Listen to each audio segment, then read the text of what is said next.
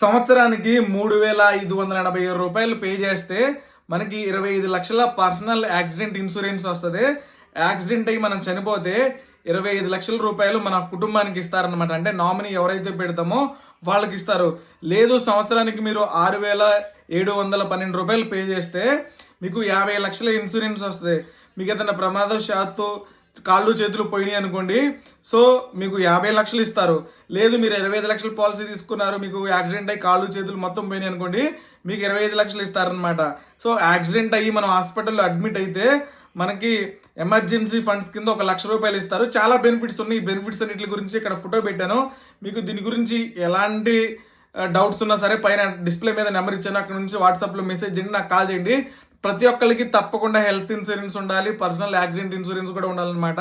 మీకు health insurance కావాలన్నా, life insurance కావాలన్నా, పర్సనల్ యాక్సిడెంట్ ఇన్సూరెన్స్ కావాలన్నా పైన డిస్ప్లే మీద ఇచ్చిన నెంబర్ కాంటాక్ట్ అవ్వండి. సో తప్పకుండా తీసుకోవాలన్నమాట. ఎవరైతే డైలీ ట్రావెల్ చేస్తూ ఉంటారో ఆఫీస్కి, ఇంటికి, లేకపోతే ఏదన్నా వర్క్కి డైలీ ట్రావెల్ జర్నీ చేస్తూ ఉంటారో వాళ్ళకి తప్పకుండా ఈ ఇన్సూరెన్స్లు అయితే ఉండాలన్నమాట. Thank you.